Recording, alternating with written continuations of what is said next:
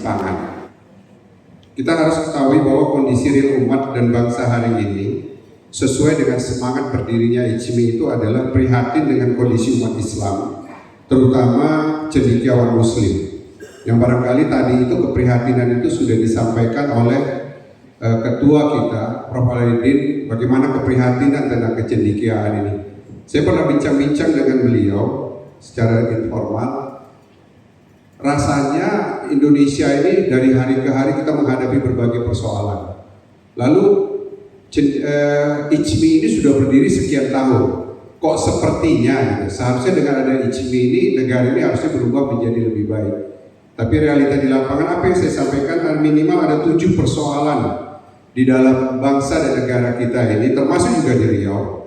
Yang pertama adalah sistem perpolitikan di Indonesia yang menyebabkan semakin tidak jelasnya fungsi legislatif, eksekutif, dan yudikatif.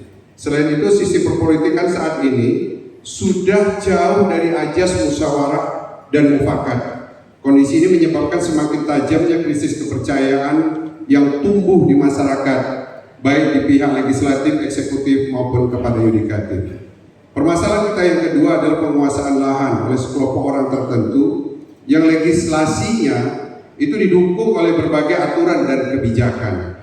Yang ketiga, intervensi asing yang semakin signifikan, baik dalam pengelolaan sumber daya, penguasaan lahan, bahkan pengendalian sistem moneter di Indonesia. Yang keempat, sisi pendidikan yang cenderung mengarah kepada penajaman sikap individualistik dan sekularistik. Kelima, ancaman perkembangan IT yang semakin sporadis, secara perlahan dan pasti menggeser sistem moral yang selama ini dijunjung tinggi oleh para pendiri bangsa ini. Yang keenam, kemiskinan yang terkesan dipelihara. Masyarakat terus-menerus menjadi objek dalam berbagai kebijakan dan berisiko menyuburkan pinjaman online maupun judi online. Yang ketujuh, korupsi seakan-akan salah satu menu racikan untuk mengelola bangsa dan negara ini. Jadi bahasanya kalau nggak dengan korupsi, bangsa dan negara ini tidak bisa jalan sebagaimana yang diharapkan.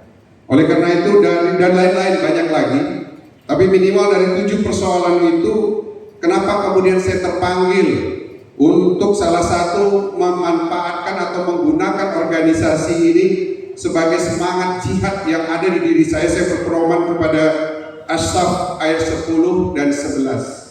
Apa yang disampaikan Allah di dalam Al-Quran? Bismillahirrahmanirrahim.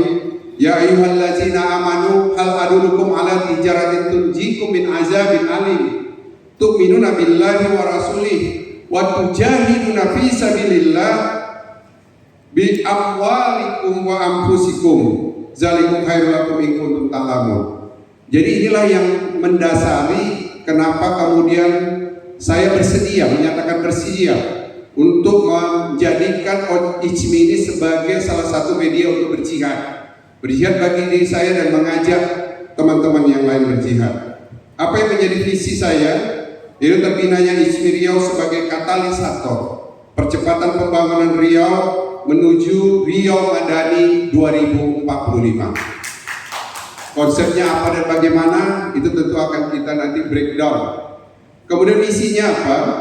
Yang pertama, menggerakkan fungsi perguruan tinggi sebagai pusat kajian pembangunan Riau menuju Riau Madani 2045. Kemudian yang kedua, membangun sinergitas potensi para cendekiawan Muslim dan para politisi untuk mewujudkan kepemimpinan ulama di daerah-daerah. Yang ketiga, memperkuat peran generasi muda sebagai aset yang akan mempertahankan kemerdekaan bangsa ini secara hakiki dan sebagai pemilik negara ini. Atau yang saya sebut, para generasi muda kita harus dibentuk menjadi generasi-generasi pejuang yang akan mempertahankan bangsa ini yang cenderung dijajah oleh orang lain. Demikian yang bisa saya sampaikan. Terima kasih atas perhatian. Mohon maaf kalau ada yang tidak mengenal. Assalamualaikum warahmatullahi wabarakatuh.